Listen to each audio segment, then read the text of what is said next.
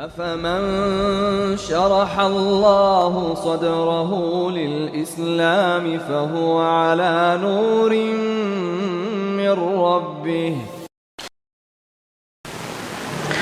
بسم الله الرحمن الرحيم. السلام عليكم ورحمة الله وبركاته.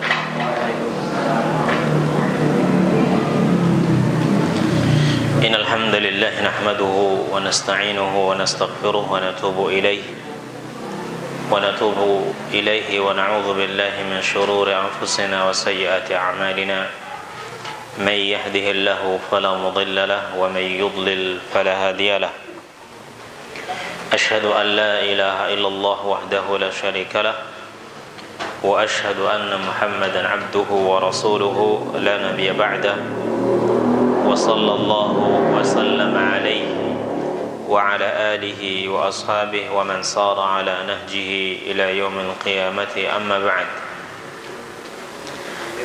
Ikhwani wa akhwati rahimani Allah wa yakum, kita memanjatkan rasa syukur kita kepada Allah Subhanahu wa taala. Dalam kesempatan yang berbahagia ini kita diberikan kembali kemudahan oleh Allah Subhanahu wa taala untuk talabul ilm, yang mana kita niatkan hal ini semata-mata karena Allah Subhanahu wa taala, dan bersalawat kepada Nabi kita Muhammad sallallahu alaihi wasallam, kepada keluarga beliau, para sahabat beliau, dan orang-orang yang mengikuti jalan hidup beliau sampai hari kiamat kelak. Ikhwani wa akhwati rahimani Allah wa yakum, dalam kesempatan yang berbahagia ini insyaallah kita akan membahas salah satu kitab dalam masalah akidah Ahlus Sunnah wal Jamaah, yaitu masalah-masalah yang ditulis oleh salah seorang ulama Ahlus Sunnah yang bernama Ismail bin Harb Al-Karmani. Ismail bin Harb Al-Karmani, salah seorang ulama mutaqaddimin, yang mana masalah-masalah tersebut di dalam masalah akidah ini dikumpulkan dan dikasih nama kitabnya ini Mu'taqad Ahli Sunnah wal Jamaah kama naqalahu al-Imam Harb bin Ismail Al-Karmani, atau kama hakahu al-Imam Harb bin Ismail Al-Karmani. Aqidah Ahli Sunnah wal Jamaah sebagaimana yang diriwayatkan oleh Imam Harb Al-Karmani ini. Pertama kita menyebutkan tentang biografi singkat dari Imam Harb bin Ismail Al-Karmani atau Al-Karmani. Beliau dikenal dengan kunyahnya Abu Muhammad. Ada yang mengatakan Abu Abdullah. Bernama Harb bin Ismail bin Khalaf Al-Hanzali Al-Karmani, seorang ahlu faqih, seorang ahlu faqih, orang ulama, murid dari Imam Ahmad bin Hanbal rahimahullah. Jadi ini murid, salah satu guru beliau adalah salah satu imam madhab yang terkenal dan yang dikenal dengan Imam Ahlus Sunnah wal Jamaah, yaitu Imam Ahmad bin Hanbal. Kirmani ini merupakan nisbat, penisbatan kepada tempat beliau tinggal, yaitu Marba'atul Kirmaniyah yang ada di wilayah atau di daerah Naisabur. Naisabur ini salah satu kota di Khurasan dahulu, Kalau sekarang ini di Kirmani ini di Tenggara Iran, di Tenggara Iran. Baik. Beliau ini termasuk ulama yang banyak melakukan perjalanan untuk talabul ilm, Nah, di antara daerah yang beliau singgahi untuk talabul ilm ini adalah Irak, kemudian Syam, negeri Irak, negeri Hijaz, Dan beliau telah meriwayatkan dari banyak guru-guru beliau, lebih dari 600 guru yang beliau belajar dari mereka. dari berbagai tempat tadi. Ini menunjukkan tentang keluasan ilmu beliau, ya, karena saking banyaknya guru yang beliau belajar dari mereka. Nah, maka banyak sekali ilmu yang beliau dapatkan, ya.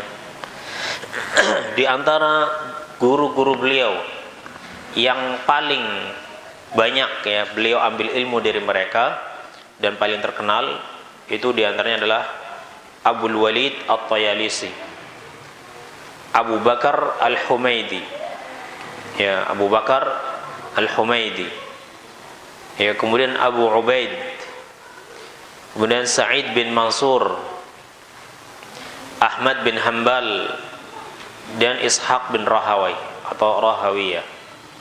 Ya, ini diantara guru-guru beliau yang paling terkenal, ya. Nah, jadi ada Imam Ishaq ibn Rahawai, kemudian Ahmad bin Hanbal, Sa'id bin Mansur, ya, dan ini ulama-ulama besar, ya. Sebagian mereka adalah guru dari Imam Bukhari juga, ya. Nah, sementara ulama yang belajar pada beliau ini juga banyak murid-murid beliau yang sangat terkenal, ya. Di antaranya adalah Abu Hatim Ar-Razi, ya, Abu Hatim Ar-Razi. Ulama beliau adalah ulama yang sangat terkenal, ya, dan keutamaannya, tapi beliau tetap belajar kepada siapa? Harb bin Ismail Al-Kirmani ini. Ya, Abu Hatim ini sering kita dapatkan nanti di kutub tafsir, ya. Imam Ibnu Katsir sangat banyak, ya, menukil riwayat dari Abu Hatim ini. Kemudian Abdullah bin Ishaq An-Nahawandi, Al-Qasim bin Muhammad Al-Kirmani, Abu Bakar Al-Khallal, ya, Abu Bakar Al-Khallal, dan yang lainnya, ya. Nah, Abu Zur'ah Ad-Dimashqi beliau mengatakan qadima alaina min nubala'ir rijal. Ini termasuk daripada pujian, ya, para ulama kepada beliau ini. Di antaranya Abu Zur'ah Ad-Dimashqi beliau mengatakan qadima alaina min nubala'ir rijal, telah datang kepada kita, ya, dari orang-orang yang paling cerdas. Ya'qub bin Sufyan, kemudian, ya, yang pertama Ya'qub bin Sufyan, ya'jizu ahlul Iraq an yaraw mithlahu. Ya'qub bin Ishaq ini, Abu Zur'ah mengatakan orang-orang Arab, orang-orang Irak akan sangat sulit untuk melihat orang seperti dia, jadi keilmuannya, ya. Kemudian yang kedua Harb bin Ismail, ya, yaitu pengarang kitab ini. Wa huwa mimman kataba anni, dan dia termasuk dari orang yang mengambil ilmu dari kami, ya. Nah, ini pujian para ulama kepada Imam Harb ini. Kemudian berkata Al-Khallal, ya, Abu Bakar Al-Khallal, murid beliau, mengatakan kana rajulan jalilan hathanil marrudhi ala al-khuruji ilaih, wa qala anhu aydan min kibari ashabi Abi Abdullah. Beliau adalah orang yang sangat agung, orang yang sangat luar biasa ini, Harb bin Ismail ini, ya, yang mana guru beliau yang lain, yaitu Al-Marrudhi, itu mendorong Abu Bakar Al-Khallal ini untuk keluar belajar kepada beliau. Ini untuk keluar dari kampungnya menuju Harb ini untuk belajar darinya, karena orang ini sangat luar biasa keilmuannya. Dan beliau, Abu Bakar Al-Khallal, mengatakan, dan beliau termasuk daripada murid yang paling utama, yang paling besar dari murid-murid Imam Ahmad bin Hanbal, ya. Nah, ini termasuk murid yang paling terkenal dan paling utama, ya, yang paling besar dari murid-murid Imam Ahmad bin Hanbal atau Abu Abdullah. Ini Imam Harb bin Ismail Al-Kirmani ini. Ya. Beliau memiliki kitab yang sangat besar, ya, dan sangat berharga, yang mana beliau meriwayatkan banyak masalah-masalah dari guru beliau, yaitu Imam Ahmad bin Hanbal, dalam segala cabang keilmuan, ya, ditulis, ya, dikenal dengan Kitabus Sunnah. Nah, dari masalah-masalah yang beliau tulis ini, kemudian ada yang mengambil permasalahan akidah secara khusus, yang disatukan kemudian dikasih nama ini, ya, dikasih nama ini. Jadi ini merupakan sebagian masalah yang beliau tulis dalam kitab beliau, ya, tidak masalah fikihnya, tapi masalah akidahnya, kemudian disendirikan dan dikasih nama kitab Mu'taqad Ahli Sunnah wal Jamaah, kama naqalahu Imam Harb bin Ismail Al-Karmani. Imam Ibnu Qayyim ini banyak sekali menukil kitab perkataan-perkataan beliau, ya. Nah, termasuk apa yang beliau sebutkan di dalam Qasidah Nuniyah. Qasidah Nuniyah milik Imam Ibnu Qayyim, beliau mengatakan wanzur ila harbin wa ijma'in haka lillahi darruka min fata kirmani, ya. Dan lihatlah kepada harb dan ijma' yang beliau ceritakan, ya, sungguh beliau adalah seorang pemuda yang hebat dari Kirmani, dari Kirman. Nah, beliau meninggal pada tahun 280 Hijriah. Ya, beliau meninggal pada tahun 280 Hijriah. Nah, Imam Az-Zahabi beliau mengatakan, ya, dalam kitab Syiar A'lam Nubala, kitab yang menulis tentang biografi para ulama, ya, dari berbagai penjuru dunia. Ini Syiar A'lam Nubala. Beliau mengatakan beliau ini umurnya panjang, ya. Imam Harbi ini berumur panjang, wa qaraba tis'in, ya, mendekati 90 tahun beliau.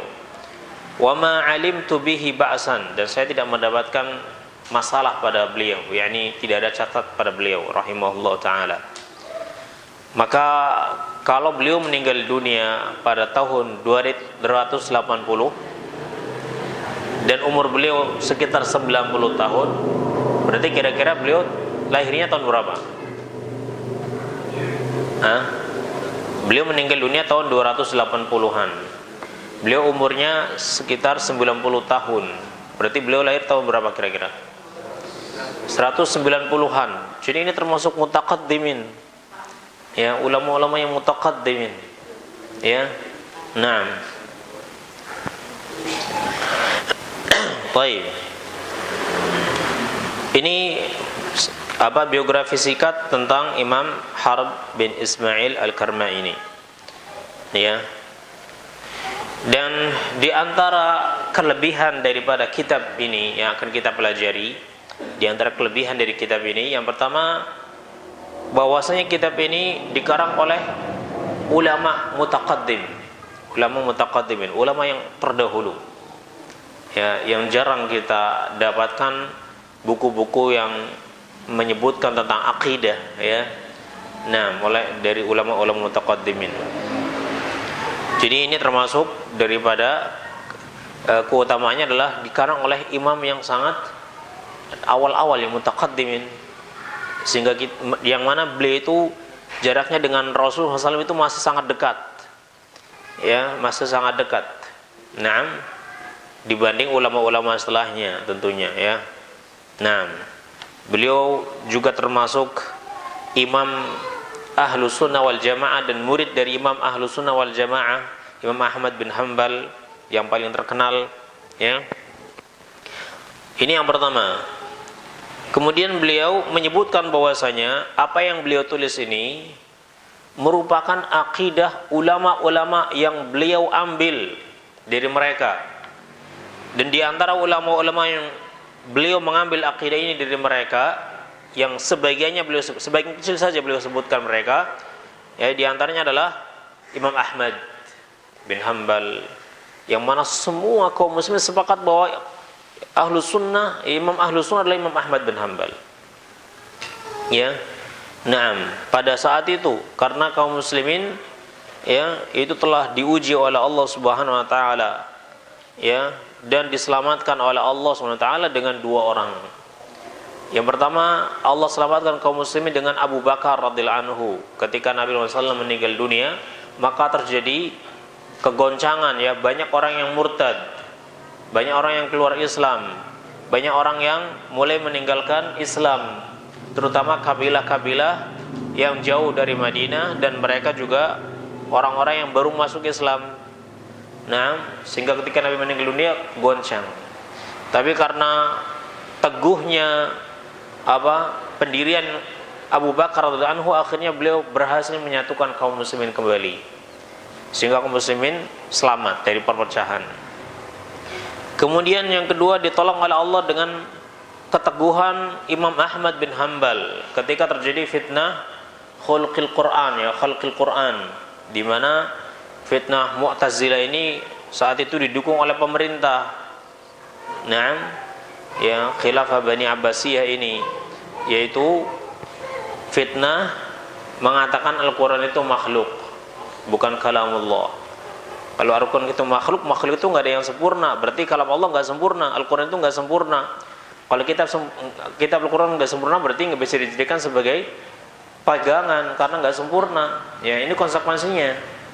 Nah, dan banyak ulama-ulama yang dibunuh gara-gara tidak mau mengakui Al-Quran itu makhluk. Banyak yang dibunuh, banyak yang dipenjara, dan banyak yang akhirnya karena ingin menyelamatkan dirinya ikut-ikut mengatakan, ya. Dan saat itu yang paling teguh, ya, dan menjadi panutan bagi ulama yang lain adalah Imam Ahmad bin Hanbal. Ketika mereka melihat bahwa Imam Ahmad teguh dengan pendirinya, sehingga imam-imam yang lain jadi punya panutan. Ya, mereka melihat Imam Ahmad bin Hanbal, bagaimana keutamaan beliau, ya, bagaimana keilmuan beliau, bagaimana akidah beliau. Begitu mereka mendapatkan Imam Ahmad itu teguh dengan pendiriannya bahwa Al-Quran itu adalah kalamullah dan bukan makhluk, maka ulama-ulama yang lain dan kaum muslimin mereka jadi ikut-ikutan teguh walaupun harus diuji. Ya. Nah, yang pada akhirnya pada zaman pada zaman itu juga atau zaman setelahnya fitnah ini hilang dan kembali, ya, khilafah Abbasiyah ini kembali kepada Ahlus Sunnah wal Jamaah. Nah, setelah diikuti oleh orang-orang Mu'tazilah, ya. Nah, jadi beliau mengambil mazhab ini dari atau akidah ini dari Imam Ahmad bin Hanbal, kemudian Imam Humaidi, ya, kemudian Sa'id bin Mansur, ya, dan Ishaq bin Rahawiyah atau Rahawai. Dan cukuplah mereka menjadi panutan bagi kita dalam masalah akidah, karena ulama-ulama ini tidak diragukan lagi mereka adalah ulama Ahlus Sunnah wal Jamaah, dan tidak ada yang benci mereka kecuali ahlul bid'ah dari kalangan Khawarij, kemudian orang Syiah, ya, orang Mu'tazilah, orang-orang ahlul kalam. Mereka akan membenci ulama-ulama ini. Tapi ulama Ahlus Sunnah wal Jamaah mereka mengakui ini adalah ulama-ulama yang agung, ulama-ulama yang utama, ya. Dan Imam Harbi ini mengambil akidah ini dari mereka. Ini diantara keutamaan, ya, kitab yang akan kita pelajari bersama ini. Di dalam kitab ini juga beliau nanti akan menyebutkan beberapa kelompok, ya, yang menyimpang, ya. Di antaranya Murji'ah, kemudian Qadariyah, kemudian Jahmiyah, kemudian Mu'tazilah, Rafidah, Khawarij, Zaidiyah, Mansuriyah, Sabaiyah, Bakriyah. Ini sempalan-sempalan dari kelompok Syiah, ya. Yang mana akidah ini akhirnya nantinya akan tersebar, ya, tersebar dan tercabang-cabang, ya, tercabang-cabang. Nah, yang akhirnya di kemudian hari akan muncul banyak sekali, ya, penyimpangan-penyimpangan yang kalau kita lihat penyimpangan mereka, maka usulnya itu dari kelompok-kelompok ini, ya, usulnya dari kelompok-kelompok ini. Jadi kalau kita tahu usulnya kelompok ini, kita jadi tahu ini akidahnya Ahlus Sunnah bukan, ya. Dalam masalah ini dia ikut Ahlus Sunnah bukan, karena usulnya ada pada kelompok-kelompok ini, ya, yang nantinya akan tersebar, akan bercabang-cabang lagi. Nah, akan bercabang-cabang lagi, ya. Nah, dan ini kelompok-kelompok yang awal-awal keluar, ahlu bid'ah yang pertama-tama keluar, ya, muncul dalam Islam, ya. Nah, kemudian kelompok-kelompok berikutnya akan semakin banyak, dan antum akan dapatkan semua ahlul bid'ah yang ada saat ini, pasti usulnya itu ada yang kembali kepada usul kelompok-kelompok yang menyimpang ini, yang nanti akan disebutkan oleh Imam Harb bin Ismail penyimpangan-penyimpangan mereka. Ya, jadi kalau kita mengetahui akidah Ahlussunnah usulnya seperti apa dan usul akidah Ahlul Batil seperti apa, kita akan lebih mudah mengenali ya kelompok yang saat ini sangat banyak, ya, mana yang di atas sunnah dan mana yang hanya mengaku di atas sunnah saja, dan mana ahlul bid'ah akan lebih jelas lagi, ya. Nah, annaha tadammanat jumlatan kabira min masail al-aqidah kama masail al-iman wal qadar wal khilafah wal jihad wa fitnatul qabri wa adzabihi wa na'imihi wa mashahid yaum al-qiyamah kal hawd was sirat wal mizan was sur wan nafkhi fihi wa syafa'ah wal jannati wan nar wal 'arsy wa sifatillah azza wa jalla wa mas'alatil qaul fil Qur'an wa annahu kalamullah ghairu makhluq war riya wa syai'in min ahkamiha. Bahwasanya kitab ini itu mengandung ya sekelompok besar dari masalah-masalah dalam masalah akidah. Ini banyak permasalahan-permasalahan akidah itu telah disebutkan dalam kitab ini. Yang mana masalah-masalah adalah masalah pokok. Ya, yang masalah-masalah ini kemudian nanti akan bercabang-cabang lagi. Ya. Nah, yakni yang menyelisih masalah ini ya usul-usul ahlul bid'ah nanti akan bercabang lagi. Ya, semakin banyak.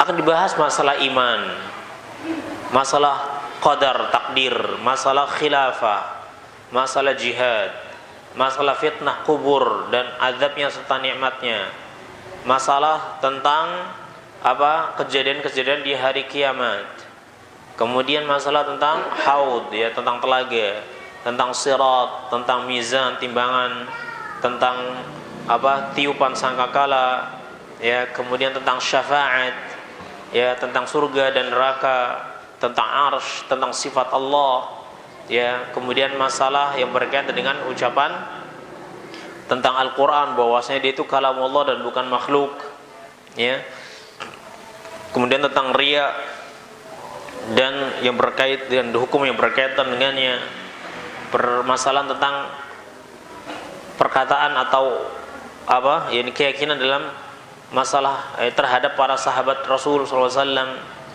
ya, permasalahan tentang keutamaan Arab, ya, keutamaan bangsa Arab, ya, kemudian permasalahan tentang apa celaan terhadap akal, ya, semata, yakni pengikut akal saja, ya, dan masalah qiyas di dalam masalah agama ini. Nah, ini diantara dan juga perkara-perkara yang lainnya. Walaupun demikian, tidak ada kitab yang sempurna, ya, kecuali kitabullah Al-Quran. Sehingga kitab yang beliau tulis pun tetap saja ada perkara-perkara yang apa namanya dikatakan kalaulah tidak disebutkan lebih bagus, ya, dalam hal ini, yang bisa dijadikan sebagai kritikan, ya. Ada beberapa kritikan dalam kitab ini juga, karena tidak ada satupun kitab yang selamat, ya, karena yang namanya tulisan manusia biasa saja salah dan manusia nggak ada yang sempurna, sehingga kitab beliau ini pun ada beberapa catatan, ya, yang menjadikan kitab yang sangat bagus ini jadi kurang sempurna gara-gara ada perkara ini, ya. Dan ini dijelaskan oleh para ulama, diingatkan oleh para ulama. Di antaranya adalah masalah celaan beliau terhadap Imam Abu Hanifah, ya, dan beliau ini sampai-sampai mengatakan bahwa Imam Abu Hanifah termasuk ahlul bid'ah, karena Imam Abu Hanifah ini dikatakan sebagai ahlul ra'yi, ya, imam ahlul ra'yi, orang yang imam yang mengikuti hawa nafsunya, mengikuti ra'yunya daripada mengikuti dalil, ya. Nah, dan banyak ulama yang tidak setuju tentunya dengan pendapat ini, karena semua ahlu sunnah bersepakat bahwa Imam Abu Hanifah adalah imam ahlu sunnah, ya. Adapun kalau dalam beberapa hal beliau ini tidak sejalan dengan ahlu sunnah wal jamaah, bukan berarti beliau langsung dikeluarkan dari ahlu sunnah wal jamaah, ya. Beliau memang salah dalam beberapa hal dan tidak ada orang yang lepas dari kesalahan. Beliau manusia biasa, ada kesalahannya. Walaupun beliau adalah seorang imam, tetap saja beliau manusia yang bisa salah. Ya, akan tetapi menyandingkan beliau dengan dedengkot ahlul bid'ah seperti Bishr al-Marisi, ya, ini tentunya tidak tepat. Karena Imam Ahmad adalah Imam Abu Hanifah termasuk imam yang mengagungkan dalil Al-Quran dan Sunnah, dan beliau akan tunduk pada Al-Quran dan Sunnah. Hanya saja dalam beberapa hal, ya, mungkin karena beberapa hal beliau berpendapat dengan pendapat yang yakni seolah bertentangan dengan dalil, dan beliau tidak mau mengambil dalil. Ya, nah, padahal beliau tidak seperti itu. Imam Abu Hanifah ini nggak seperti ini.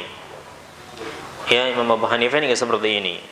Ya, karena Imam Abu Hanifah termasuk imam yang sangat berhati-hati dalam mengambil dalil. Sehingga kalau Imam Abu Hanifah tidak mengenal orang ini yang membawa dalil, maka beliau akan tolak, walaupun bisa jadi dalil ini sahih. Dalil ini sahih dan perawinya perawi thiqah, tapi Imam Abu Hanifah nggak kenal orang ini, dan beliau takut kalau mengambil hadis yang beliau tidak tahu orang ini siapa, ya, jangan-jangan hadisnya palsu, sehingga Imam Abu Hanifah menolak hadisnya. Tapi imam yang lain mengambil hadisnya karena mereka tahu orang ini. Ya, jadi Imam Abu Hanifah bukan berarti ingin menolak dalil. Hanya saja beliau berhati-hati karena pada zaman tersebut sudah banyak orang yang memalsukan dalil, memalsukan hadis. Ya, sehingga kalau Imam Abu Hanifah tidak kenal orang ini, ya, maka beliau jadi ragu, jangan-jangan orang ini dalilnya dhaif. Ya, sehingga beliau menolak dalilnya.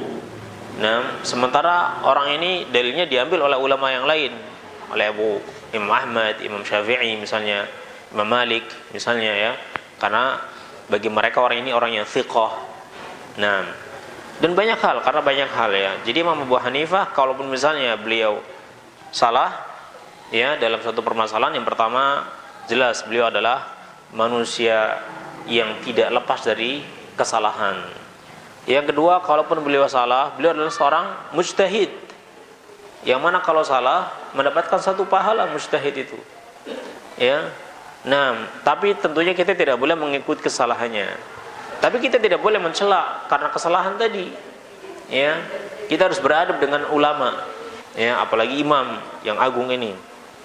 Nah, Allah boleh jadi, ya, maksud beliau adalah sama dengan yang difahami oleh ahlu sunnah yang lainnya, hanya saja ungkapan beliau seolah yakni ungkapan yang yakni condong kepada khilaf sunnah atau condong kepada perkataan bid'ah.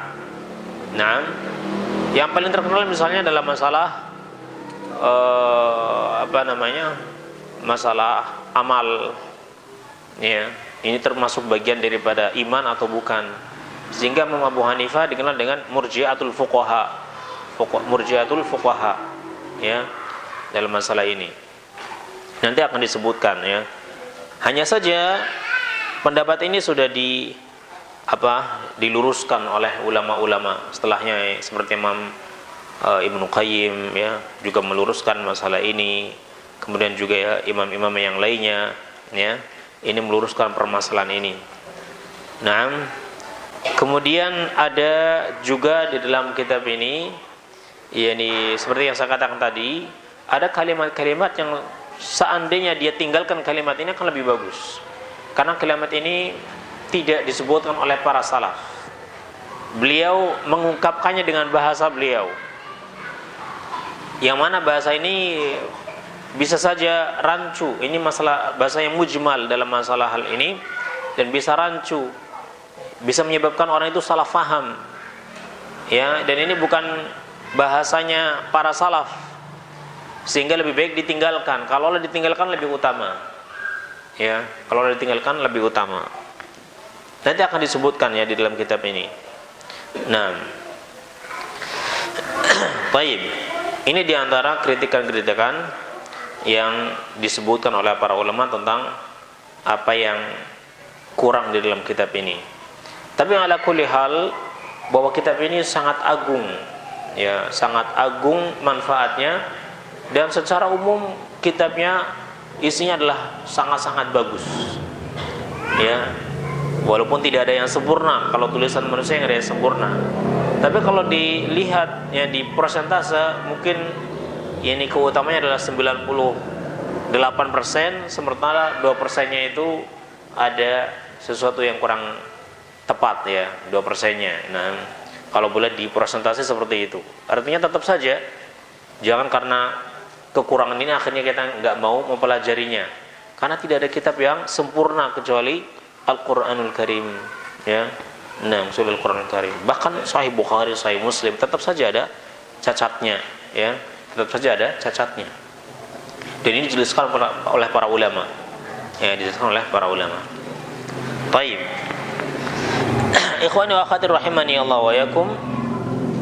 Kita masuk pada pembahasan yang beliau sebutkan ya. Babul qauli bil madhab. Bab tentang ucapan dalam madhab ya, pendapat-pendapat dalam madhab. Nah, yakni madhab ahlu sunnah wal jamaah yang beliau ambil dari guru-guru beliau seperti Imam Ahmad bin Hanbal tadi. Qala Abul Qasim, berkata Abul Qasim. Abul Qasim ini ya salah satu murid beliau, Imam Harb Al-Kirmani. Beliau ini punya dua murid yang kunyahnya Abul Qasim. Ya, yang pertama Abdullah bin Yaqub bin Ishaq. Ya, ini kunyahnya Abul Qasim Al-Kirmani. Yang kedua Umar bin Husain bin Abdullah bin Abdullah. Ini juga kunyahnya Abul Qasim. Ya. Dan para ulama lebih condong yang dimaksud dengan Abul Qasim di sini ya adalah Abul Qasim yang pertama ini. Maaf, beliau punya tiga malah ya. 3. Abdullah bin Yaqub bin Ishaq, ini juga Abul Qasim. Kemudian Umar bin Husain bin Abdullah, ini juga Abul Qasim. Kemudian Isa bin Muhammad bin Sa'id, ini juga kunyahnya Abul Qasim ya. Nah, dan Dr. Faiz bin Ahmad Habis itu lebih condong bahwa yang dimaksud dengan Abul Qasim di kitab ini adalah kitab Abul Qasim yang pertama, yaitu Abdullah bin Yaqub bin Ishaq ya. Abul Qasim berkata, haddatsana Abu Muhammad Harb bin Ismail, telah menceritakan kepada kami Abu Muhammad ya, kunyah daripada Imam Harb bin Ismail Al-Kirmani. Qala, beliau berkata, Imam Harb berkata, hadza madhhabu a'immatil ilmi, ini adalah madhabnya ulama-ulama ahlul ilm ya, ulama-ulama ya ahlul ilm dan ashabul athar ya, para ulama hadis. Wa ahli sunnah, dan mereka adalah ahlu sunnah, al-ma'rufina biha, yang terkenal ya dengan hal tersebut. Ini mereka adalah ulama-ulama yang dikenal dengan ashabul hadis, dan mereka ulama-ulama yang dikenal dengan ulama ahlu sunnah. Al-muqtada bihim fiha, yang menjadi panutan dalam masalah ini ya, menjadi panutan dalam masalah ini.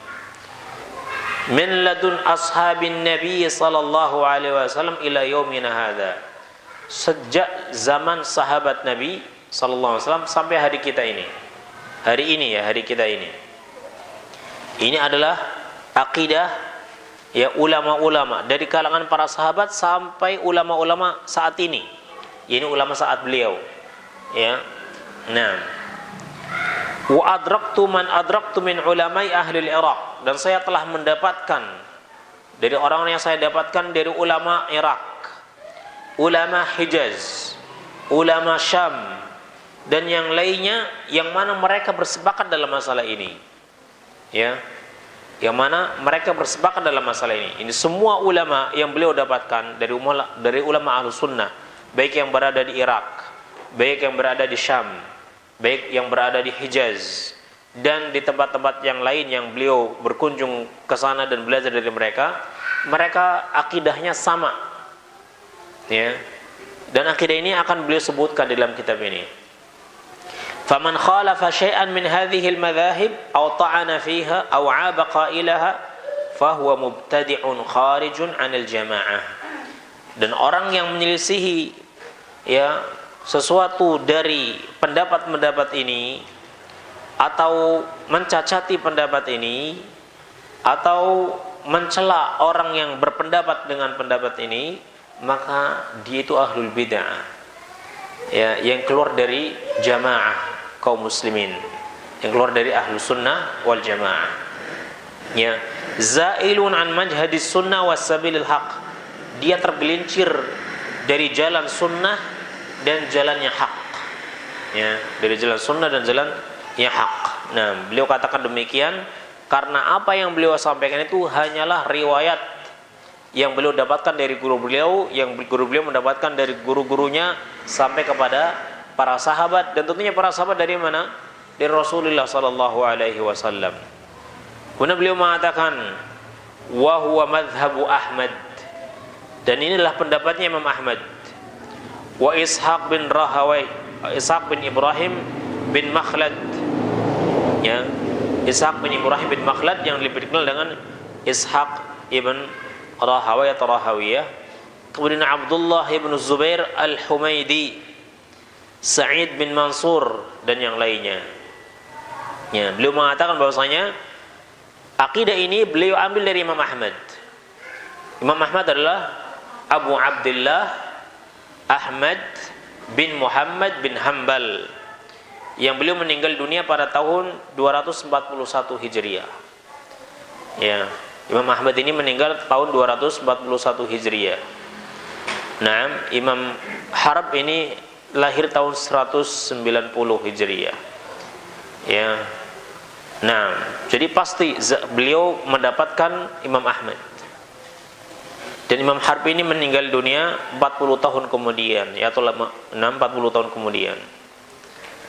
Di antara kitab yang dikarang oleh Imam Ahmad tentunya adalah kitab As-Sunnah, kemudian apa? Ar-Raddu 'alal Jahmiyah, bantahan terhadap Jahmiyah ya, dan juga Musnad Ahmad ya tentunya.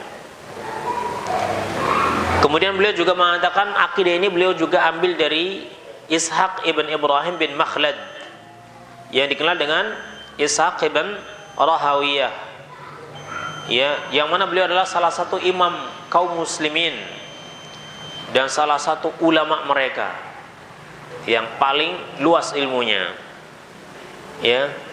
Beliau ini dikenal dengan ulama yang telah berhasil mengumpulkan hadis, fiqih ya, kemudian hafalan yang sangat kuat, jujur, wara', zuhud ya. Dan beliau ini temannya Imam Ahmad. Ishaq bin Rahawiyah temannya Imam Ahmad ya. Mereka sering berjalan bersama untuk belajar.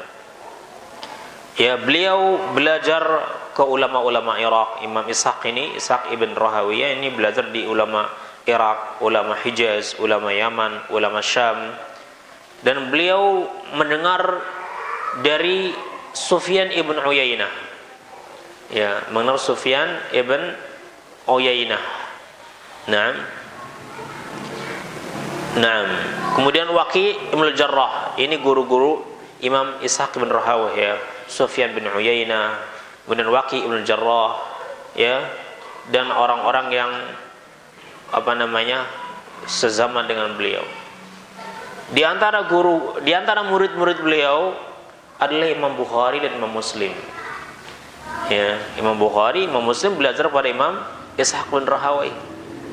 Sama juga Imam Harb ini. Ya. Di akhir hayat beliau pulang ke Khurasan. Khurasan dahulu ini tempatnya para ulama besar, imam-imam besar itu Khurasan ya.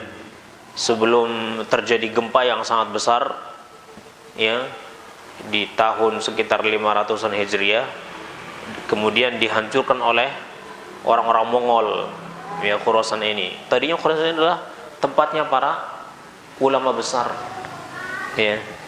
Naisabur ya, daerah Naisabur ini. Nah,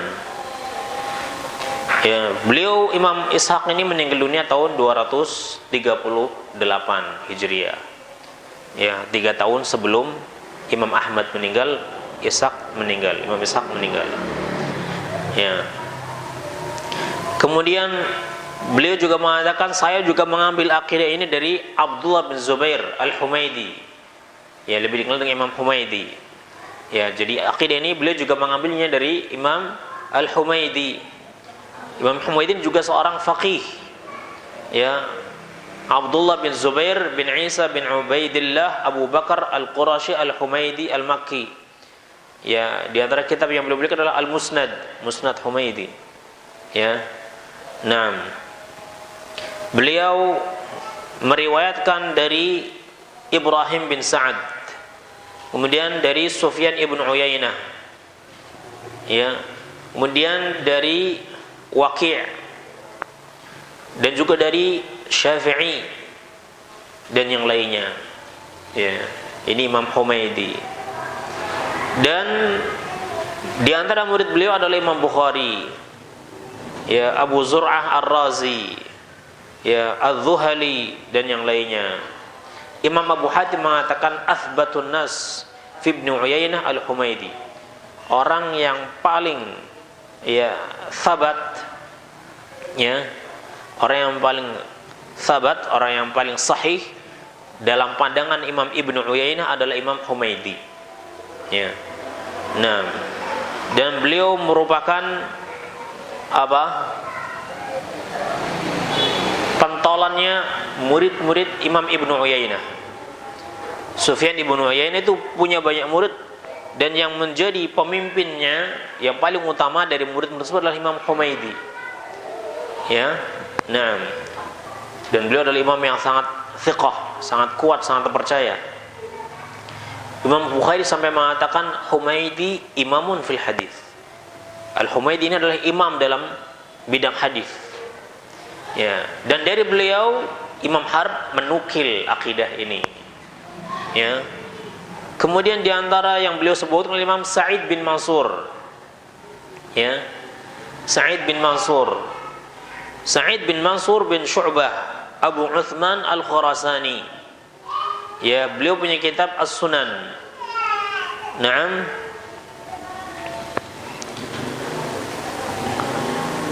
Beliau di antara guru-guru beliau, guru daripada Sa'id bin Mansur, guru beliau di antaranya adalah Imam Malik Ibn Anas. Kemudian Imam Al-Laits bin Sa'ad, ya, Imam Mesir, ya, penduduk Mesir. Imam penduduk Madinah itu Imam Ahmad, Imam Malik, ya. Sementara ahlu Mesir imamnya adalah Al-Laits bin Sa'ad. Ya. Nah, di antara murid beliau adalah Imam Ahmad bin Hanbal. Imam Ahmad itu mengambil riwayat Imam Sa'id bin Mansur ini. Kemudian Abu Thawr Al-Kulabi, dan juga yang mengambil dari beliau adalah Imam Muslim dan yang lainnya. Ya, Imam Abu Hatim mengatakan bahwa Imam Sa'id bin Mansur ini adalah thiqatun minal mutqinin al-athbat mimman jama'a wa sannafa.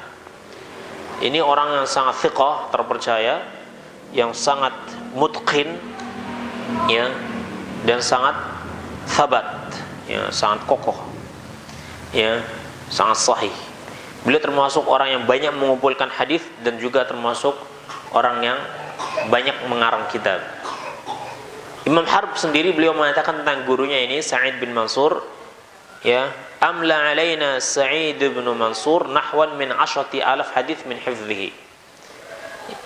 Ya, jadi Sa'id bin Mansur ini beliau mendiktekan hadis kepada kami sekitar 10.000 dan semuanya dari hafalan beliau. Ya, 10 hadis itu enggak ada yang beliau lihat kitab. Beliau imlakan. Ya, dari hafalan beliau sendiri. Nah, 10.000 hadis, ya. Kita suruh menghafal Arba'in Nawawiyah itu bertahun-tahun enggak selesai. Ya. Dan kalau mereka menimlakan hadis enggak cuma matanya saja, tapi perawinya, fulan baru matan hadisnya. Ya, luar biasa. Dan ini orang-orang yang sebagian orang-orang yang beliau mengambil akidah dari mereka. Ya. wa ghairihim, dan juga yang selain mereka sangat banyak, mimman jalasna wa akhadna anhumul ilm, dari orang-orang yang kami duduk bersama mereka dan kami ambil ilmu dari mereka. Ya. Nah, ini Masya Allah ya, jadi kita sangat bersyukur karena kitab yang sangat agung ini masih terjaga ya, dan dijaga oleh para ulama ya, ditulis kembali dengan tulisan yang lebih jelas ya. Nah, dan akhirnya terjaga sampai kepada kita. Maka kita wajib bersyukur ya, karena dengan ini kita jadi mengetahui akidah Ahlus Sunnah itu seperti apa sebenarnya. Akidahnya para sahabat, akidahnya para imam itu seperti apa. Ya. Nah, ada riwayat-riwayatnya. Fakana min qaulihim, kita mengambil beberapa saja dulu ya.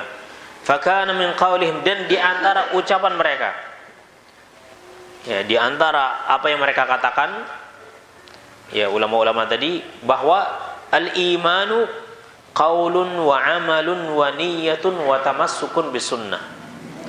Bahwa iman menurut mereka ini adalah qaulun, mencakup ucapan, wa amalun, dan perbuatan, wa niyatun, dan niat, ikhlas, wa tamassukun bisunnah, dan berpegang teguh dengan sunnah. Ya, ini iman menurut Ahlus Sunnah wal Jamaah adalah mencakup perkataan, perbuatan, niat, yakni perbuatan hati ya, perbuatan hati, dan juga berpegang teguh dengan sunnah. Ini iman. Ya. Jadi kalau ucapan tersebut tidak sesuai dengan sunnah, bukan iman, bukan termasuk iman. Ya, iman itu kalau dia sesuai dengan sunnah. Ini bagian daripada iman. Nah, baik. Para salaf ini memiliki banyak ungkapan yang ungkapannya berbeda-beda tapi maksudnya sama tentang masalah iman ini. Syekhul Islam Ibnu Taimiyah itu menyebutkan beberapa ungkapan para salaf yang berbeda-beda dalam masalah iman, akan tetapi maknanya, maksudnya sama. Ya, ini hanya ikhtilaf maknawi saja. Ya, bukan ikhtilaf hakiki.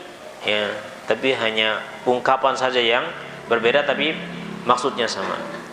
Di antara mereka, yakni ada yang mengatakan bahwa iman itu adalah qaulun wa amalun. Iman itu mencakup ucapan dan perbuatan. Mereka menyingkat saja.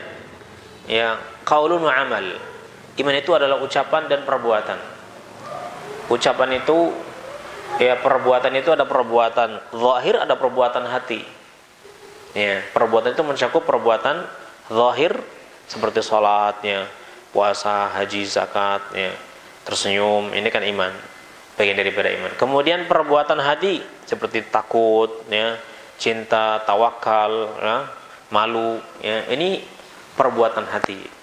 Tapi mereka menyingkat qaulun wa amal. Nah, ada juga yang mengatakan qaulun wa amalun wa niyyah. Ya, iman itu adalah ucapan, perbuatan, dan juga niat. Ini perbuatan hati, keikhlasan. Ya, ya. Terkadang juga mereka mengatakan iman itu adalah qaulun wa amalun wa niyyatun wa ittiba'us sunnah. Iman itu adalah ucapan, perbuatan, niat, dan juga mengikuti sunnah. Itu iman. Ya. Dan terkadang juga mengatakan iman adalah qaulun bil lisan wa amalan bil jawarih, ya. Kemudian wa i'tiqad, ya. Nah, wa i'tiqadun bil qalbi. Naam, qaulun bil lisan wa i'tiqadun bil qalbi wa amalun bil jawarih. Terkadang ada yang merinci seperti ini. Ya, dan semua ini benar. Dan mereka mengucapkannya, yakni tergantung dengan keadaan saat itu. Ya. Naam. Ada yang menyingkat karena orang sudah paham, tapi ada yang perlu ditambah agar lebih jelas lagi, ya, karena mungkin zamannya sudah berbeda. Naam, sehingga harus lebih dirinci. Ya, kemudian Zaman berikutnya ya perlu ada tambahan sehingga dikatakan qaulun wa amalun wa niyatun wa tamassukun bis sunnah, agar lebih jelas lagi untuk membedakan mana ahlu as-sunnah dan ahlul bid'ah. Ya, tapi intinya ucapan-ucapan ini semuanya sama, bahwa iman itu tidak hanya sekedar keyakinan dalam hati, i'tiqad dalam hati. Ya, dan mengeluarkan amal perbuatan itu dari iman. Jadi amal perbuatan itu bukan termasuk bagian dari iman. Tapi kalau iman itu hanya sekedar apa yang kita yakini dalam hati. Ya. Nah, tidak seperti itu ahlu sunnah. Ahlu sunnah memasukkan amal perbuatan itu bagian daripada iman. Ya, konsekuensinya nanti banyak. Nanti banyak konsekuensinya. Kemudian pelanggaran-pelanggarannya akan banyak nanti kita dapatkan, ya. Di antaranya misalnya kalau ada orang melakukan kesyirikan, dikatakan nggak mungkin dia kafir karena sudah bersyahadat. Orang sudah bersyahadat kan sudah beriman. Ya, walaupun dia mengucapkan ucapan kekufuran, ya, melakukan perbuatan yang kufur, mereka nyantai saja. Nah, karena itu bukan bagian daripada iman. Mengolok-olok Al-Quran, mengolok-olok hadis, ya, yang sahih, itu nyantai saja. Karena itu bukan daripada iman. Kan saya masih tetap meyakini Allah sebagai Tuhan saya. Dan saya juga masih sholat untuk Allah Subhanahu Wa Taala. Masa saya kafir gara-gara mengucapkan suatu ucapan? Ya. Nah, karena mereka menganggap bahwa iman itu hanya sekedar keyakinan dalam hati, mengimani bahwa Allah adalah Rabb kita, Tuhan kita, ya, Nabi Muhammad adalah Nabi kita, udah cukup. Gak mungkin dia keluar dari Islam kecuali kalau dia memang menyelisih benar-benar ya keyakinan tadi. Tapi kalau selama dia tetap meyakini, berarti dia tetap beriman, walaupun dia melakukan kesyirikan, walaupun dia melakukan perbuatan yang bisa menjadikan dirinya keluar dari Islam, mengolok-olok Islam misalnya, ya. Nah, mengolok-olok syariat yang sudah jelas diolok-olok, padahal mengolok-olok Islam itu bisa menyebabkan dia keluar dari Islam. Nah, qul abillahi wa ayatihi wa rasulihi kuntum tastahzi'un la ta'tadhiru qad kafartum ba'da imanikum. Katakan oleh Muhammad, apakah dengan Allah, dengan ayat-ayatnya, dengan Rasulnya kalian mengolok-olok, kalian bersenda-gurau? Bersenda-gurau saja dengan, ya, bersenda-gurau dengan Allah, ya, bersenda-gurau dengan nama Allah, dengan syariat Allah, dengan Rasulullah, dengan para sahabat Nabi SAW, ya. Nah, walaupun hanya sekedar senda-gurau saja, itu bisa menyebabkan dia kufur. Nah, tapi karena dia meyakini iman itu adalah keyakinan dalam hati, ya, maka selama dia meyakini Allah adalah Tuhannya, Nabi Muhammad adalah nabinya, walaupun dia melakukan kufuran, dia tidak akan terima dikatakan sebagai orang kufur, keluar dari Islam. Akhirnya melakukan semaunya sendiri, ya. Dan ini kita dapatkan karena kesalahan dalam keyakinan terhadap iman, ya. Nah, ahlu sunnah wal jamaah karena meyakini bahwa iman itu tidak hanya sekedar keyakinan dalam hati, tapi juga memasukkan amal perbuatan bagian daripada iman, memasukkan perbuatan hati bagian daripada iman, maka mereka meyakini bahwasanya al-imanu yazidu wa yanqus. Ini yang kedua, wal imanu yazidu wa yanqus. Dan iman itu adalah bertambah dan berkurang. Karena kita tahu ada orang yang amalnya banyak, ada orang yang amalnya sedikit. Gak mungkin orang yang amalnya banyak dan amal sedikit sama saja di sisi Allah, ya, gak mungkin sama. Nah, jadi iman itu bisa bertambah dan bisa berkurang, ya. Dan ini semua dikuatkan dengan dalil-dalil, ya. Di antaranya tentang iman ini tidak hanya sekedar keyakinan dalam hati, adalah hadis tentang syu'abul iman, ya, di mana Nabi bersabda, al-imanu bid'un wasittuna atau bid'un wasab'una syu'bah, a'laha qawlu la ilaha illallah wa adnaha imatatul adha 'anit tariq wal haya'u syu'batun minal iman. Naam, bahwasanya iman itu ada beberapa cabang, ada 60 atau 70 sekian cabang kata Nabi. Ya, perawinya ini agak ragu apakah Nabi dulu mengatakan 60 atau 70. Yang jelas antara itu. Ya. Yang paling tinggi itu ucapan la ilaha illallah. Ucapan. Nabi mengatakan qaul, ucapan. Berarti ucapan bagian daripada iman. Kata Nabi mengatakan qaulu la ilaha illallah. Wa adnaha, dan yang paling rendah dari cabang iman tadi adalah imatatul adza 'anit thariq, menghilangkan gangguan dari jalan. Menghilangkan gangguan itu dengan perbuatan. Ini bagian dari perbuatan kan. Wal haya'u syu'batun minal iman, dan rasa malu itu bagian daripada iman.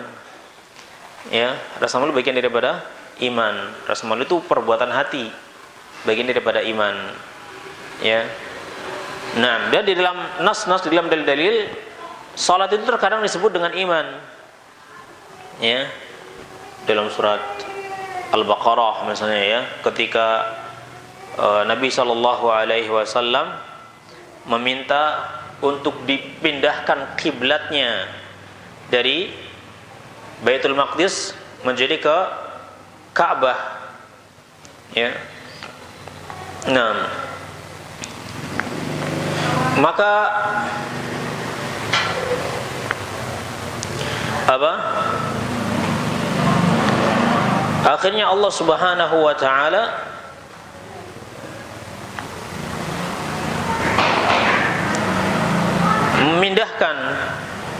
memindahkan kiblat kaum muslimin dari Baitul Maqdis ke Ka'bah.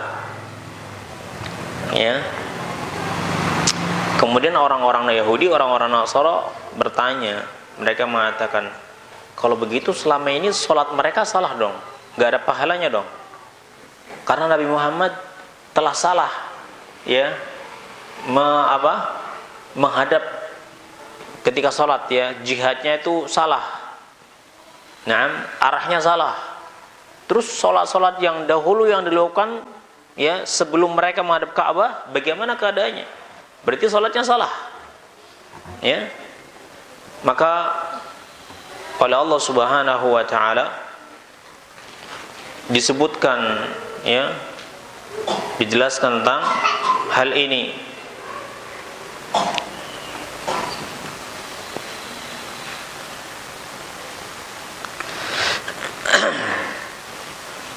Dalam surat Al-Baqarah, ya, dalam surat Al-Baqarah 143, ya, wa kadzalika ja'alnakum ummatan wasatan litakunu syuhada'a 'alan nas wa yakuna ar-rasulu 'alaikum syahida wa ma ja'alna al-qiblata allati kunta 'alaiha illa lina'lam man yattabi'u ar-rasula mimma yanqalibu 'ala 'aqibayhi wa in kanat lakabiratan illa 'alal ladzina hadallahu wa ma kana Allahu liyudhi'a imanakum innallaha bin-nasi laraufur rahim. Wa ma kana Allahu liyudhi'a imanakum, dan Allah tidak hendak menyia-nyiakan iman kalian. Yang dimaksud dengan iman kalian di sini adalah salat kalian. Tidak, Allah menyebutkan bahwa salat itu adalah iman, ya, dengan kata iman. Dan salat itu adalah perbuatan, dan perbuatan itu bagian daripada iman. Ya, makanya kalau ada orang yang bersyahadat tapi nggak salat, nah, orang bersyahadat tapi nggak salat, ya, nggak salat itu ada dua keadaan. Yang pertama, nggak sholat karena meyakini sholat nggak wajib, maka ini kafir, sepakat para ulama. Ya. Yang kedua, karena malas, maka sebagian ulama mengatakan dia kafir. Ya. Orang bersyahadat, tapi dia syahadat, masuk kafir? Iya, karena dia meninggalkan sholat. Ya. Nah, imannya rusak karena sholat bagian daripada iman. Karena sholat bagian daripada iman. Ya. Nah, kemudian iman itu bertambah dan berkurang. Ya, dalilnya banyak sebenarnya, yang enggak cuma ini saja, ada dalil yang lain. Ya. Kemudian di antara akidah Ahlus Sunnah adalah iman itu bertambah dan berkurang. Di antara dalilnya adalah firman Allah SWT dalam surat Al-Anfal ayat 2, innamal mu'minuna alladzina idza dzukirallah wajilat qulubuhum wa idza tuliyat alaihim ayatuhu zadatuhum imana. Sesungguhnya orang-orang beriman adalah orang-orang yang apabila disebutkan nama Allah, hati mereka akan bergetar. Dan apabila dibacakan ayat-ayat mereka, bertambahlah. Dan apabila dibacakan ayat-ayatnya, maka bertambahlah iman mereka. Ya, jelas ayatnya mengatakan bahwa iman itu bertambah. Dan sesuatu yang bisa bertambah, maka dia bisa berkurang. Ya. Asy-syai' alladzi yaqbalu ziyada yaqbalu nuqsan. Sesuatu yang bisa menerima tambahan, dia juga bisa menerima pengurangan. Ya, jadi iman kalau dia bisa bertambah, maka dia juga bisa berkurang. Di dalam hadis yang sahih, ya, Nabi SAW berbicara tentang kaum wanita. Dia mengatakan, ma ra'aitu min naqisati aqlin wa dinin adhhaba li lubbir rajul al-hazim min ihdakunna. Saya belum pernah melihat ada orang-orang yang kurang akalnya dan kurang agamanya yang jauh lebih mampu untuk menghilangkan pikiran waras orang-orang, ya, yang kuat, ya, daripada kalian, wahai kaum wanita. Ya, laki-laki yang kuat, ya, rajulun hazim, laki-laki yang kuat, bisa saja dia tunduk. Ya, kalau dia berperang dengan sama-sama laki-laki yang kuat, dia tidak akan kalah. Tapi kalau sudah berperang dengan istrinya, dia akan tunduk. Ya, dia kalau dengan musuh seperti singa, tapi kalau sudah dengan istrinya seperti kucing. Nah, dielus diam dia. Nah, padahal dia laki-laki yang sangat kuat, ditakuti. Tapi kalau di depan istrinya, nggak ada yang bisa ngalahin istri. Kata Nabi, saya belum pernah melihat ada ya orang-orang yang naqisatul aqli, kurang akalnya. Kurang akal di sini bukan berarti mereka itu bodoh, ya. Wanita itu bodoh, bukan. Banyak wanita yang lebih utama daripada kaum laki-laki. Naqisatul aqli maksudnya karena mereka kalau bersaksi itu nggak bisa sendirian. Wanita nggak bisa sendirian bersaksi. Dia harus dua minimalnya, ya. Ini naqisatul aql. Dan karena kaum wanita biasanya lebih mengikuti perasaan daripada akalnya, akal sehatnya, sehingga wanita nggak bisa bersaksi sendirian, ditolak persaksiannya kalau dia sendirian, tapi harus dengan satu laki-laki dan dua perempuan, ya. Nah, jadi ini namanya naqisatul aqli. Naqisatul din, kurang agama, ya, dikarenakan ada beberapa hari mereka nggak bisa melaksanakan sholat. Ya, ketika datang tamu bulanannya, dia nggak bisa melaksanakan sholat, ya, nggak bisa melaksanakan puasa saat itu, walaupun mereka bisa mengqadha'nya. Yang jelas mereka tidak bisa melaksanakan sholat. Kaum laki-laki kan nggak seperti itu. Ini maksud daripada naqisatud din, kurang agamanya, ya. Nah, jadi dikatakan din itu agama, iman. Jadi kurang agamanya, ini kurang imannya, ya, bisa berkurang. Ya, nah, artinya tidak bisa melaksanakan apa kewajiban agama. Tidak bisanya karena memang nggak boleh. Ya, seperti sholat. Makanya sholat itu tadi dikatakan sebagai iman, ya. Sholat itu juga disebut dengan iman. Ya. Baik. Ini permasalahan dalam masalah iman. Nah, bisa difahami nggak? Ya, bisa, insyaallah mudah, ya. Nah, kalau kita memahami masalah ini, maka nanti jelas, ya. Ini usul. Kalau kita udah bisa usul, kita akan bisa membangun, ya, perkara-perkara yang lain di atasnya. Kita bisa menimbang, ya, masalah-masalah yang lain dengan usul ini. Bagaimana Ustaz kalau dia meyakini bahwa Allah itu Rabbnya, Nabi Muhammad adalah Nabinya, tapi nggak tunduk kepada syariat Islam, apakah dia tetap Muslim atau tidak? Ya, misalnya, ya, maka kita bisa jawab usul Ahlussunnah wal Jamaah, ya, bahwa amal itu bagian daripada iman. Iman itu bisa hilang, bisa berkurang dan bisa hilang. Ya, kalau sekedar percaya bahwa Allah itu Rabbnya, ya, maka iblis juga percaya Allah itu Rabbnya, ya enggak? Bahkan iblis itu juga termasuk apa? Makhluk yang banyak tunduk kepada Allah. Kalau diperintah tunduk kepada Allah, dia akan tunduk. Tapi kalau disuruh tunduk kepada manusia, nggak mau, walaupun yang memerintahkan itu Allah Subhanahu wa taala. Kalau iblis dikatakan sujud kepadaku, misalnya Allah mengatakan sujud kepadaku, pasti iblis melakukan sujud untuk Allah. Tapi iblis ketika disuruh sujud kepada Adam nggak mau. Ya, nggak mau. Kenapa? Apakah karena tauhidnya iblis lebih utama? Saya nggak mau menyembah manusia, saya menyembah Anda saja. Sujud kepada manusia itu syirik. Gitu. Jadi saya nggak mau sujud kepada Adam karena syirik. Gitu enggak?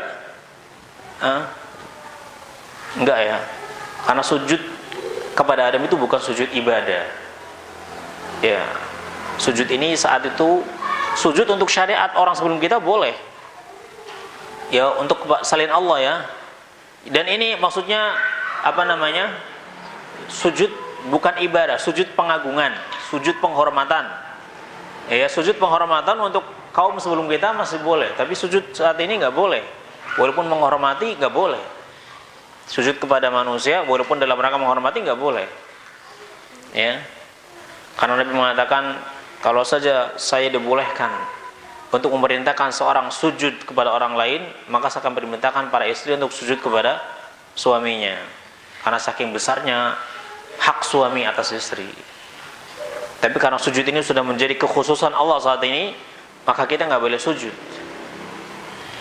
Ruku kepada manusia boleh nggak? Nggak boleh. Ruku itu sudah khusus bagi Allah Subhanahu Wa Taala.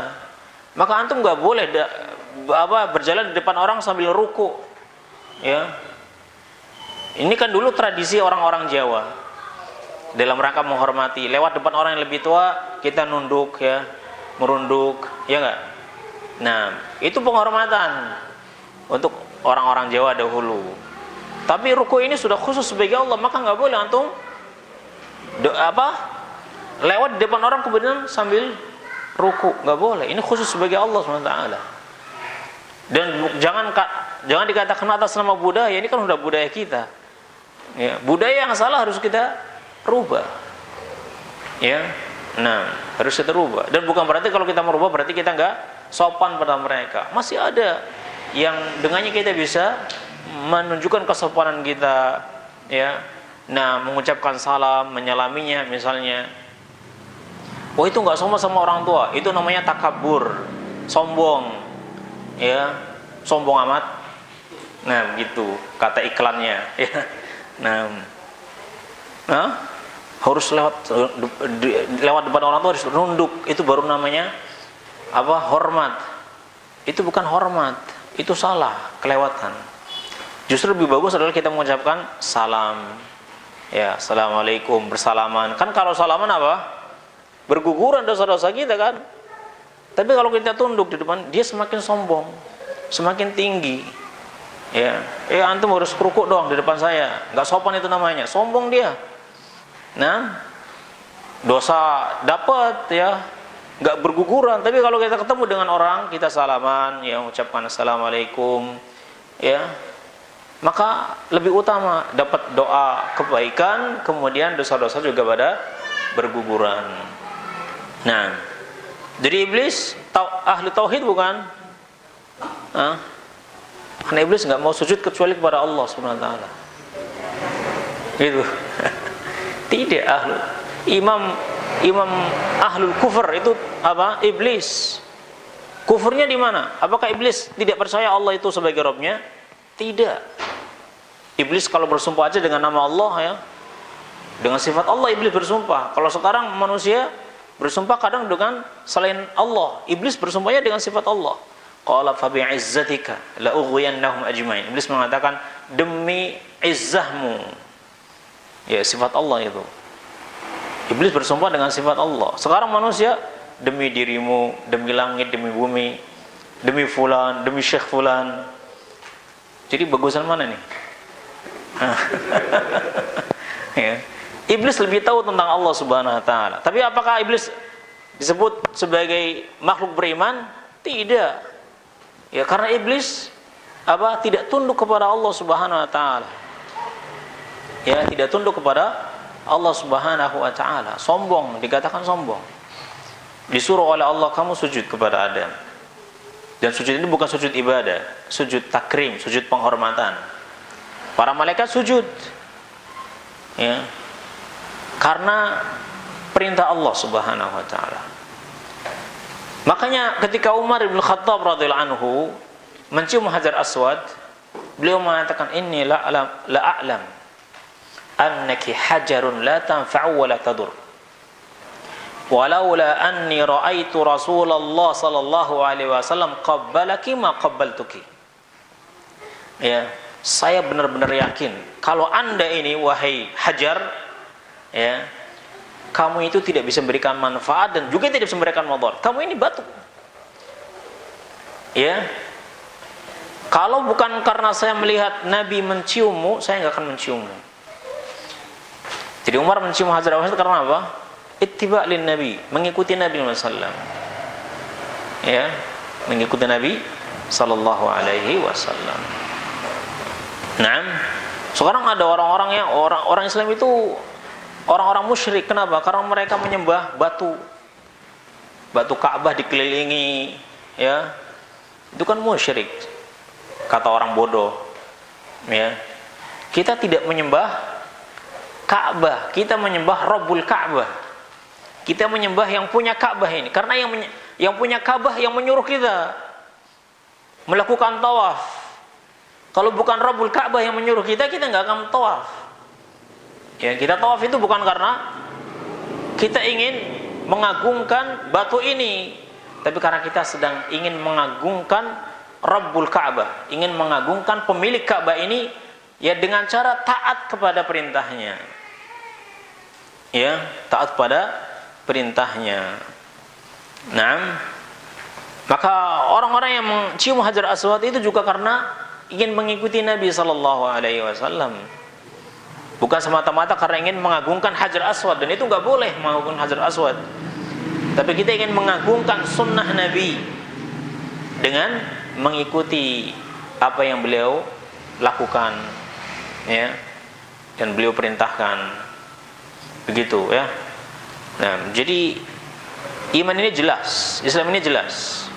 Hanya saja sebagian orang itu banyak yang membuat Islam itu jadi gak jelas karena akal mereka, karena mereka meninggalkan, ya, petunjuk dari Allah Subhanahu wa taala dan Rasulullah SAW, banyak mengikuti hawa nafsunya. Akhirnya jadi gak jelas. Akhirnya mereka punya keyakinan-keyakinan yang batil, ya, keyakinan-keyakinan yang batil terhadap benda-benda, terhadap tempat-tempat, ya, karena mereka salah faham, ya, mereka salah faham, ya. Nah, mengagungkan kuburan karena mereka salah faham tadinya, ya. Mereka kalau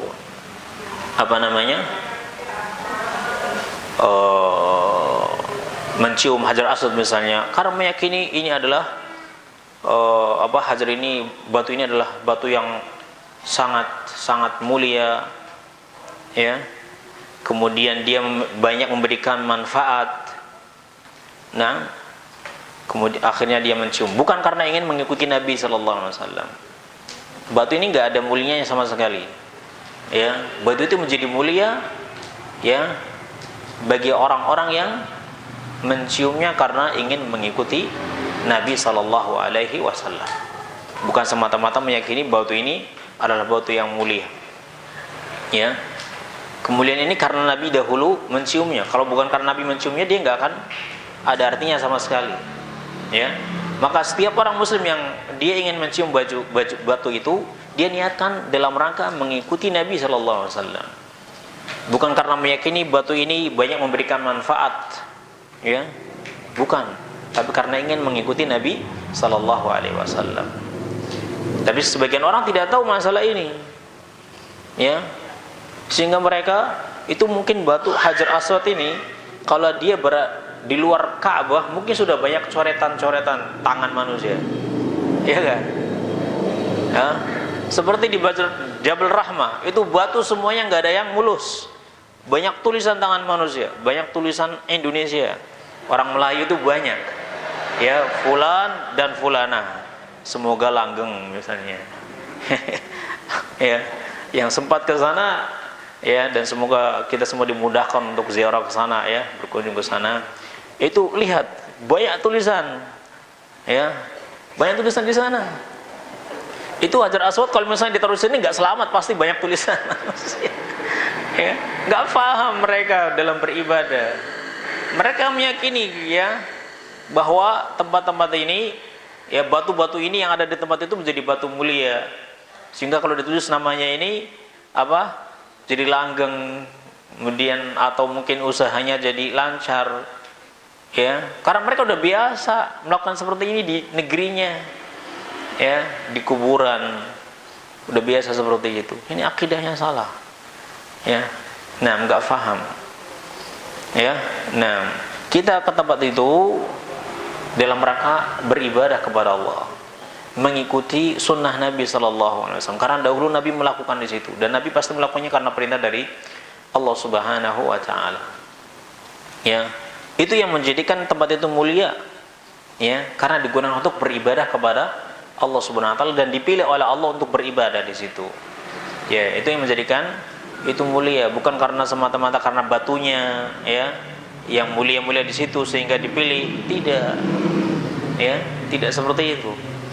Nah, ya, la haula wala quwwata illa billah. Baik, sampai di sini dulu. Insyaallah kita akan lanjutkan pada kesempatan berikutnya. Ya, wallahu a'lam bishawab. Sallallahu ala nabiyyina Muhammadin wa ala alihi washabihi ajma'in. Subhanakallahumma bihamdik asyhadu an la ilaha illa anta astaghfiruka wa atubu ilaik. Wassalamualaikum warahmatullahi wabarakatuh.